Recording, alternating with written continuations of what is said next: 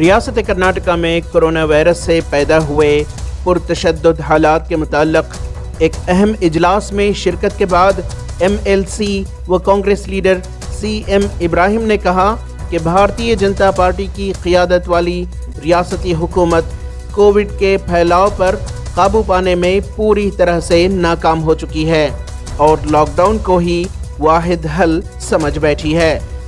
CM Ibrahim ने बताया कि बेशतर आबादी गुर्बत का शिकार है, लिहाजा लॉकडाउन का निफाज सरासर नामुनासिब होगा।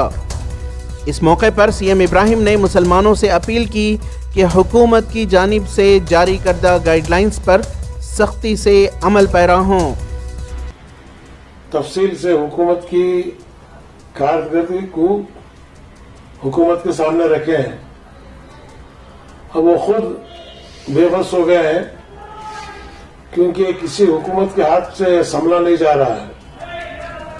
रोजाना 20,000 शहर बेंगलुरु में जो है जैसा जैसा टेस्ट कर रहे हैं वैसा ऐसा जो है तादाद बढ़ रही है।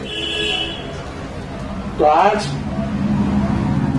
मैंने हुकूमत के सामने बात रखी है कि लॉकडाउन के बजाय, क्योंकि लॉकडाउन गरीब मर जाएगा, 70% आवाम जो है 80% आवाम रोज कमाती है, रोज खाती है।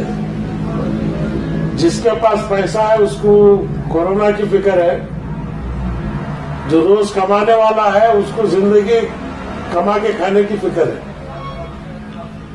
तो मैंने हुकूमत को सजेस्ट किया कि लॉकडाउन के बजाय 144 लगाएं। 4 से ज्यादा लोग जम नहीं सकते। और जहां तक मसाजिद की पाबंदी है, जो कोरोना वायरस का गाइडलाइंस है, 2.5 फीट दूरी, मास्क लगाकर मस्जिद में बारी बारी जो है तरावी अदा कर सकते हैं, फर्ज नमाज अदा कर सकते हैं।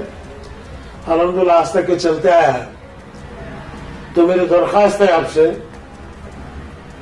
कि आप SOPs को फॉलो करें, मास्क लगाएं, शाम होते ही होटलों के पास जमा होना, सैकड़ों की तादाद में बैठना, गफलत मत कीजिएगा। ये बीमारी की कोई दवा नहीं है। इंजेक्शन से जो है राइट इंजेक्शन वो सिर्फ एक बहाना है, 5% ही काम आ रहा है। खुद आज सेंट्रल गवर्नमेंट बोल दिए रेमडेसिविर जो इंजेक्शन है ये कोई इसका दवा नहीं है। इसकी दवा हमारी इम्यूनिटी है।